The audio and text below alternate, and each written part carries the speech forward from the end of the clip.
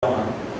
就是我的心机有多重，你知道吗？我就说，有一个老师，我用2年看看，你看啊，那个同学对他大家就觉得，你看邱老师就是很重视他，就是很有，就开始了，开始会量变质，但现在毕业没有差，现在可以讲，所以那个就是一个小小的一个小招式，我就用在这个地方嘛。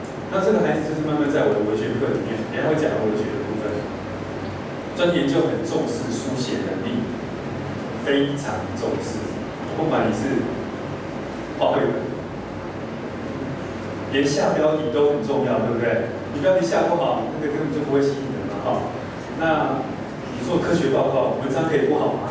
如果科学报告的文章写得更好，更吸引人嘛，对不对？更有那种影响力。那如果你做译文的文章不好，那更不行哈。就你刚才看到孩子他自己内心的感受，他竟然可以精准的。用字那么精准的把自己的心情的结构诠释的那么美妙，你刚才有看到那些东西，在这看他的文字里面，那我给他最大的天赋、最大的鼓励就是，我跟他讲，你1个字老师都不敢动。他妈妈跑过来跟我讲说，哦，我好想改他的文章哦，他受不了，数字一大堆这样子。然后他就跟我说，可是他跟我说，邱老说1个字都不用动。你知道为什么？1个字都不用动，我真的没有改他1个字。因为当这个孩子在做专题研究的时候，已经做到自我陶醉到那种地步的时候，你根本就不用再去做他的那个东西，就不用再修这个文字，因为他已经完全进到一个6年级的孩子，展现出那种已经脱离那个年纪好几岁的那种程度的表现。你还去改他的文字吗？这点不用。那第2点是，我这样讲的结果，让爸妈会重视他的研究，甚至不会随便调侃他，然后就是随便帮他做修正。所以爸妈说，后来爸妈就过来感谢老师说，老师我终于知道你的意思了，非常感谢老师这样子。因为你知道写爱情小说很容易怕人家干扰，这是很内心独白的东西啊。所以当老师，你就知道那个题材跟主题性在做铺陈的时候，你要去注意到什么样的程度，这个部分，所以我到后来1个字都没有改，真的都1个字没有改，就看他的错的，真的错的很离谱的字，我要问他一下，这个字是不是故意用的？就是你知道文学家会创字，就是创新的词汇，所以我自己都会创字，所以我都不敢说那个字是用错还是写错，都要尊重他们哈。我曾经有个学生就是写那个金边山万山界限的那个第14届，他的文笔到后来。就其实指挥所里面有一个文笔，也是在小学文笔超好的，到国中回来有个女生跟我说，她要把笔丢掉了，说气死了，我不写。因为国中老师说他的作文是抄来，写得太好，老师说我不知道你从哪边抄来，这个作文是从哪边抄来。他说我全部自己写，他的文笔真的非常好哦。所以那个老师们千万不要随意怀疑学生，我们怀疑学生也是有所本的哦，都很小心把他整个句子扣到部位去。确认一下，尤其是那种一些报告，通常作业会这样，像这种专题会带出现这种东西哈。那他会去用他的心情去处理这样的东西，所以孩子在这边养成他整个的自信，因为他后来报告那种渲染力就非常的强嘛。他后来报告，就是今天如果来，你今天听他报告，你应该会陶醉。他的报告我其实还蛮陶醉的，就是那些文字，尤其是你看他字写到后来那个爱需要理由嘛，其实他那时候我没放周星驰给他看。周星驰是最后采访的，那个爱需要也是那个《东游记》里面有讲到的。东游记那片我觉得有些片用笔看，就要排顺序这样子看。毕业前终于看了，他们都有看到。那当然，我有故意去铺陈这些跟情感有关的情绪，因为我在想，我高中以前的作文超级烂，作文真的很烂，我没有骗你。直到高中突然突飞猛进。连论述不好，我是因为从书写变好，连论述文什么我都进步。其实，在高中的时候，老师就叫我们自己算总成绩、作文成绩，然后我们老师分数打得都很低，都是80分往下压，对，80分往下压到60分以下都有。那总平均算出来，老师就开始说，来，那个80分到75分的站起来，登记。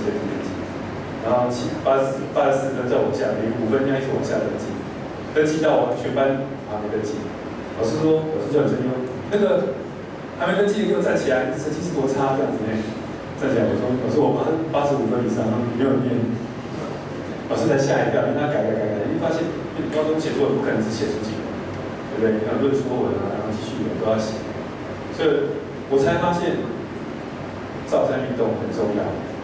当你对文字有逻辑感受的时候，连论述文都会进步哎，这是很奇妙的经历。我一直以为我高中谈恋爱，然后失恋那种痛苦，才让我造就我的情绪那个就是高峰经验，你知道吗？你在无论别被你哭啊，哭为了女生哭了好几天，对不对？然后就开始怎么疏解那个压力跟情绪压力，写东西嘛，写东西是最好排解，不然就自杀嘛，所以这两条路可以走。对啊，所以为什么文学课我都跟孩子讲说，为什么要学文学？因为它会救你的命，会救你的命呢，因为疏解压力啊，你会变大文化，可以赚钱，多好啊！所以情绪压力不是什么太痛苦的事情啊。那透过这样子的，我自己也经历过这样子的一个变化，所以我自己感受是很深，就是说原来那个差距就在这个地方。所以提话后来做这样子的研究，我也是觉得很开心，就是说，他把这个爱情的小学生的爱情的部分诠释得非常成功。虽然篇幅不长啊，我一直希望他再把那个场景的细节描述得更好，比如说人的服装啊，那个场景的环境观啊。他一直在铺陈他情绪的独白的部分，所以他情绪的独白本那个渗透力很强，我想也够，那如果真的要变成一本小说，待会跟各位讲，真的要变成一本小说，要让专家认可，要让专家认可，让出版社愿意帮你出书，这个就不是像专题研究这样写吧，他可能要写得更完整、更完备一点。然后给你介绍这个学生13岁而已，书还没在台湾出，书还没在台湾，是台湾的所以他要写中文，因为香港是反地中文，他是在香港出的。中文台湾版本大概在9月20号，他新书发表，他还叫我去帮他发表，这孩子很好笑，也不是我知道，就是这样子，所以。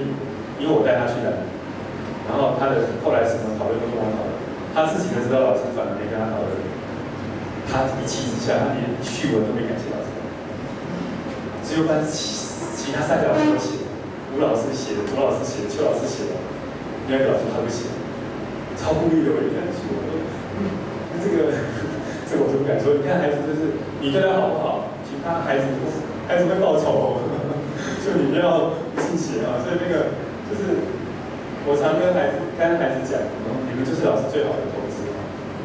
我为什么要对你们很好？因为你们是我老师很好的投资啊！记得以后你们赚大钱的时候，记得回馈老师一点。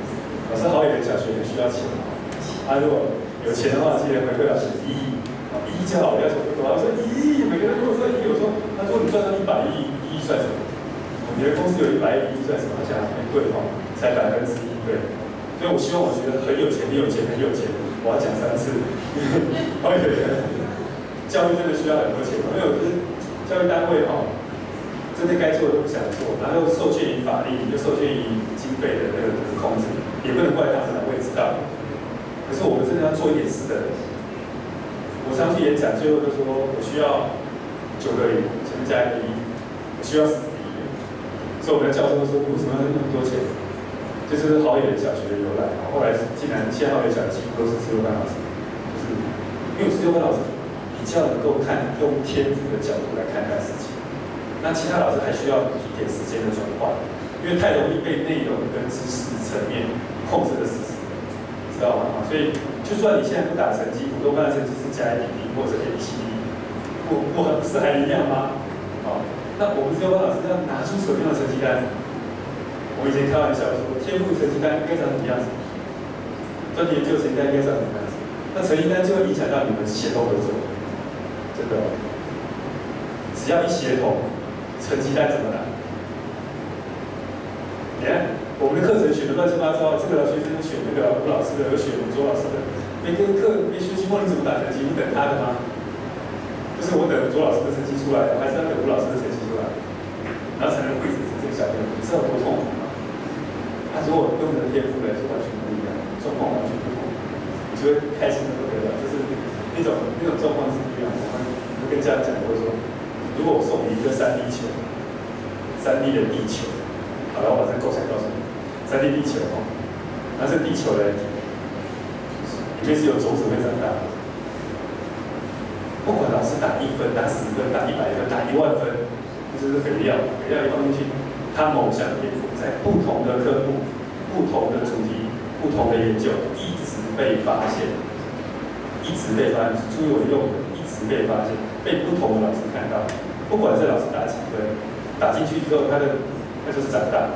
你打10000分，他也是长大；打10分，他也是长大。相较于他其他能力，他的小数那个某个天赋的小数就不断的长大。懂老师懂我的意思吗？就是老师第一个班，那你就爸爸妈妈就会看到他那个3D图表里面，他那个地球可能我们用假设以后 Apps 可以做到这种地步跑出来，你知道吗？所以成绩单是这样子跑出来，然后我每学期只要下载那个老师这边的成绩单，他就可以从他的手机看到小孩子的成绩的那个数，哪一棵树长得更高。所以天赋是被常常看到，而且是被累积出来的成果，而且无上限。这是重要的体会了，这是我重要的体会哈。所以我们一直用100分的继续大成绩，这是非常要命的，因为你的观念突破不了，一直卡在那个地方，就认为哦，你这个东西学习就是100分，不对。小朋友他更优秀，他是10000分；他要更卓越，他是10亿分。你应该要往卓越方向走，而不是只是在100分就卡死他了。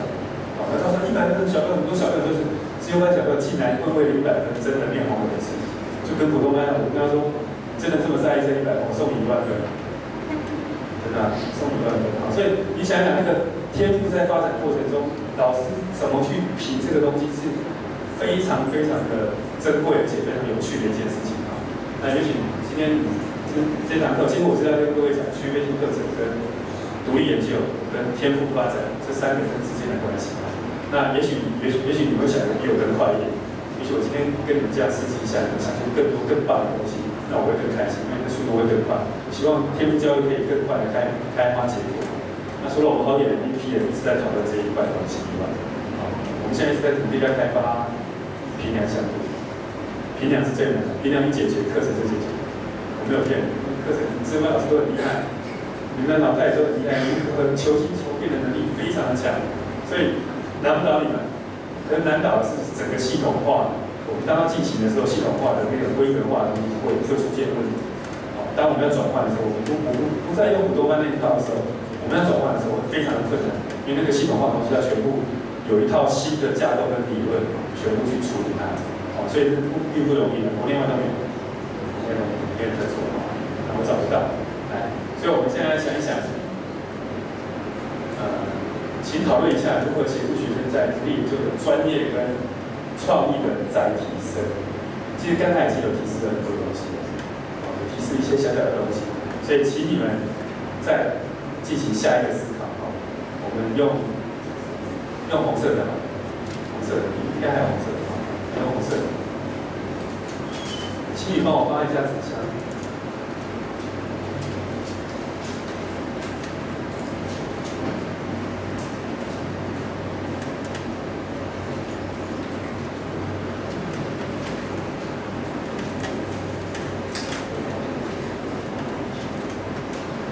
相信我，你的小朋友、你的学生绝对是你最好的投资哦，好好投资他吧，尤其是自由生。很多人讨厌自由教育，我知道，因为他每次都会干嘛花国家的钱给这些经过的这么好的小朋友，对不对？好，偏见又来了啊！前几天还有人问我说，西区叫我们要教 IGP 啊，我们特别是西区啊，能听得懂就听得懂，新北市可能有些伙伴听不懂，那教 IGP 啊，然后不是我要说，可是我们跟西区交手的经验是不太好。他们觉得我不适合教，真的。以前我光去借那个测验箱，那我们学校测验箱不够，去3起借人潮热讽，好惨。基本上那个自由教育不应该是来我们这边弄啊，不西区不服务你，可是我们的资料需要交那边去，这是很吊诡的事情啊。还有那种其实自由教育也很困难，我知道。如果你真的教自由班老师嘛，当自由班老师其实蛮辛苦的。做再好都有人嫌，做得更好，掌声也是只有一点点，所以没有关系。你的孩子就是你最好的投资，10年后他们会回报这个社会，我相信绝对会。所以我们要把这个投资好好的 hold 住。那前几年我们刚开始有双重资优生，一次好几个。我们想说，哇，终于可以跟资源班好好合作，因为双重嘛。那我们就跟资源班说，这是从外校转过来的，既然我们这边变资优生，在原校是升上班的学生，既然我们这边就变资优生，所以同时要进行。你猜升上班老师怎么说？这是我们西区说，我不知道他说的是，他说他一打电话求证过，我们西区说就是你们资优教育自己找出来，自己负责。我跟你讲真的，我是讲这话我自己负责，因为他打电话来跟我们讲，我们全部老师都心都凉一半。我本来是很兴高采烈说，我们真的可以跟资源班老师好好的想一下合作案，知道吗？现在他们想跟我合作，我都谈不下去，就一想到那些事情，我就觉得好我真的不爽，真的超不爽，因为还是同一个人在，所以就超不爽。这是很多事情嘛，真的是，所以我们心胸放宽大。资源班老师心中放大一点，所以很多事情就一直被丑化，一直被扭曲，一直被贬杀，这很常。所以如果你在你的工作场合遇到像这种偏见你就把它释怀吧，这是很正常的事情。因为台湾人是不愿意见得别人太好，你有钱我就不爽，更何况你又聪明又美丽又真的是，你教资优班，所以我刚当资优班的时候很讨厌。我很讨厌去外面跟人家介绍我是资优班老师，你知道发生什么事都知道哇，你教资优班，那你是资优老师哦，你看我就回他一句说，那启智班不就是？对啊，我说太过分了吧？那市上的那个启明学校不就是？我说这个推论是多莫名其妙这些，所以这多少人对特殊教育这么不了解，我们都很清楚。只是特殊教育里面分这么多科别，你的个性适合教哪一种类别的孩子，这个跟你的天赋就有关系。真的，我跟你讲，真的，你适合教升上班的，这真的很适合；你适合教资优班，就不见得适合教升上班；教升上班也不适合教资优班，这是千真万确的所以其实这个也是跟你的天赋内化有关系好，我们来看看你怎么去再协助这些小孩。在专业在提升，这是我们指导过程中你必须要再赋予他的就是像他们在做的过程中，可能我们有找专家，你可能有一句话的帮忙，你可能不帮忙，我们最大的帮助就是不帮助。有时候是要这样，要残忍一点，让他面到底的时候，手伸上手那个一齐上唇的时候，手伸出来的时候，你再把它拉起来。那有些孩子是不能这样。有些孩子，要看每个孩子的个性，所以这个东西其实说起来很简单，其实看起来很多方法，可是真的在用的时候，真的你要很小心，就是在处理很多事情的时候。我们看一下各位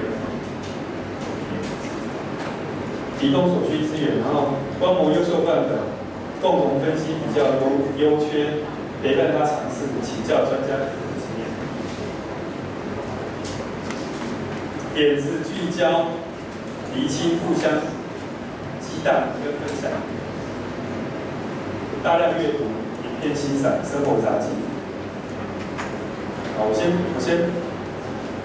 不讲来参考别人的作品，请教专家，多学习多观察。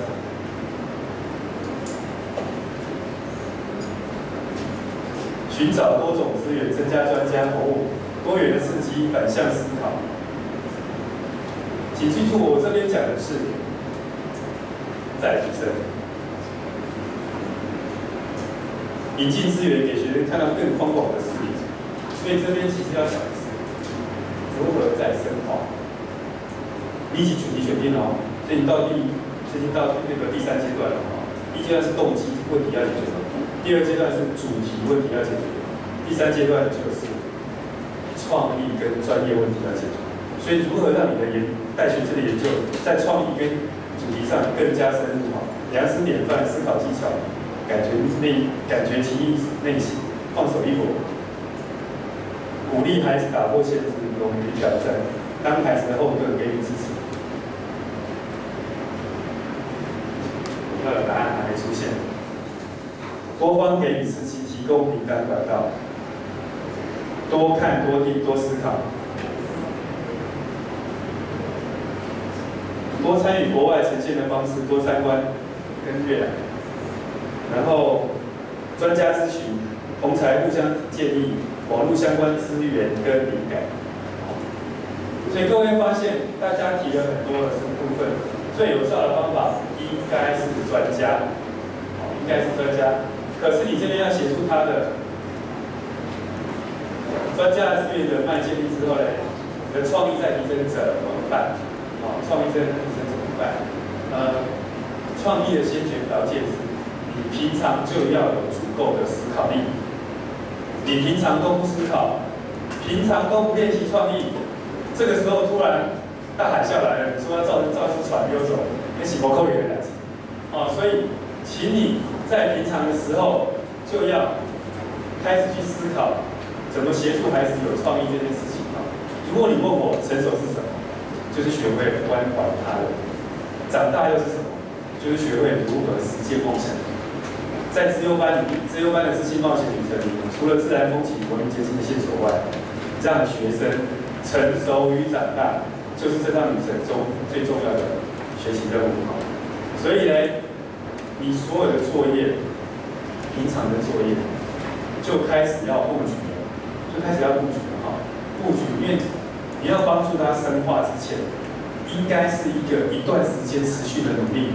而不是这个时候我们才来找专家抱佛脚，找专家纠正你的方向，或者是尤其是创意这个部分，找专家并没有效，专家的创意不见得比你好，专家的脑袋越容易卡死，就卡在他的专精的地方，一旦涉猎其他东西没有办法。那刚才很多老师说广泛的阅读，多看多听多想，看起来对。事实上，你要做选择，你必须要聚焦到，你要学会协助孩子去聚焦不相干的所有讯息。到这个阶段，刚才那个多看、多听、多想跟广泛阅读，其实是第一阶段跟第二阶段的东西。第三阶段这个地方不需要再做这种事情，一定要教他学会聚焦跟筛选不重要、不必要的资讯。这时候我们没有办法再看那么多所以这个部分。在思考的时候，你就教学的策略是完全不一样的所以你看，这是我3年级小朋友的作品，从3年级就开始磨练他1周1篇文章，然后那篇文章的所有的处理方式，他就是在联络表的背面是就是每周通知嘛，课程通知然后评分的通知评量的通知，那背面就是他来做这个礼拜1堂课的心得撰写。然后这孩子呢，你就会在见贤思齐的过程中，会不断的激发这个创意。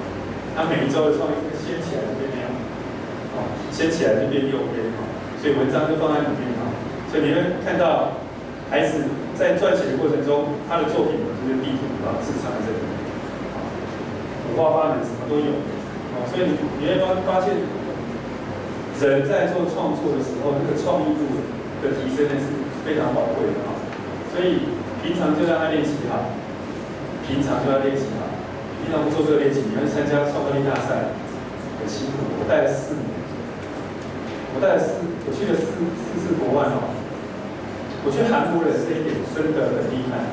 每次他的主题他们设定的主题，我一看就觉得真的是资优班很棒上课的主题。今年的主题是什么？有人去看吗？有人看到了吗 ？My Frontier。那我们有个美女台大毕业生，她跟我说是什么思想的疆界？我说我好像不会这样办。My 是心理对不对？好 ，My。那 Frontier 就是的确是疆界的意思，边界疆界。可是我会翻写出就是到达人类心灵最极限、最偏远的那个角落的人，第一个到达的那个人，也就是说思想的开拓者，心灵的先驱者。那所以这次的题目，其实我光看这次他们这次大会的主题，去年的主题是分享智慧，今年的主题就是这个。好，所以他们真的韩国人真的蛮用心的。我每次看他们主题，其实这个部分我也鼓励大家自由班其实是可以参加，可是虽然很辛苦，可是那个就是高峰经验。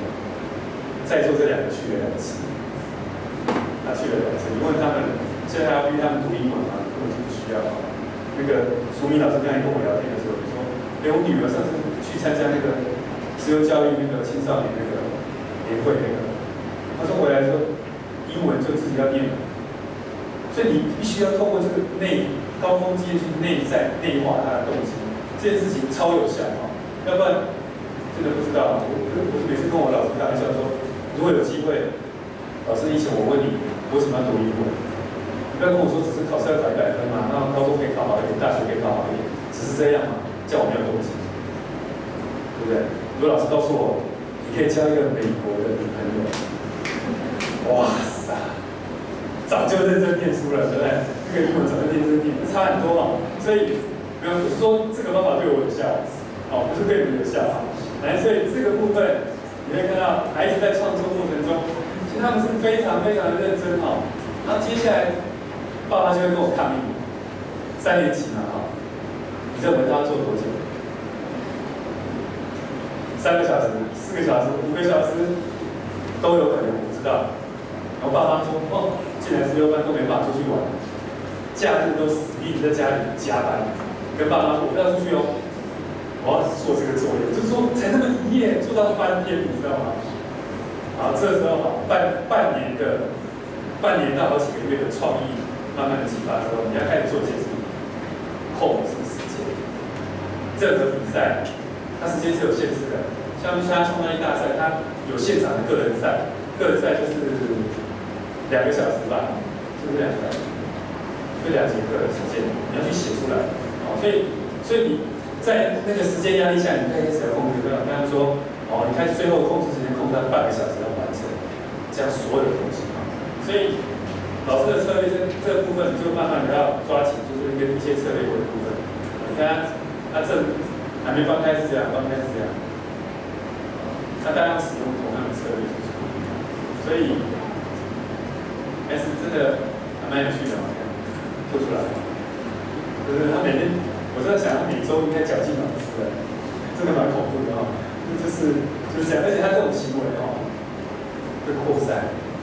你只要有一个这种学生哦，他会扩散到80%的学生，超爽。他有几个混的，就是你就当做没看到，没有关系，多少会受到影响。可是那种，当你的班级有80%被这种学生扩散出来的时候，超开心，这样超开心，就会觉得全班的水准是怎么往上拉。那就是，所以我就跟你讲，那个连这个板块运动、造山运动，连团体也适用哦。先把强的一起拉上去嘛，它会带动的哦。所以这边叫让学生自然而然从作业到作品，自然而然不用刻意嘛。所以这个部分，你的创意深化部分，除了你的收集资源再聚焦以外，这个部分哦，就那个好，这个赚钱我们就不要去讨论，时间不那么多嘛。好，所以这个部分呢，Project Inspire 课程表面呢，虽然是以专题研究为主啊，其实童年创作的真实研究则为主。强调构面跟历程的纯然，观察、欣赏、读诗能力，深度阅读、资讯脉络、人文科普、变化思考，在这样子童年创作的部分里面啊，那其实真正的水呢，就是关怀跟梦想的实践。就是学生做了这么多的专题研究，他要干嘛？他要造福这个世界。他要改变这个世界的思潮，他要发明一种东西拯救大家。就是在最后关头，你要让修行带入最后的东西，就是热情最后提升，热情不可能无限制的一直消耗掉，所以最后呢，热情蒸发出来的蒸汽，你要把它收纳到使命感里面去，所以使命感就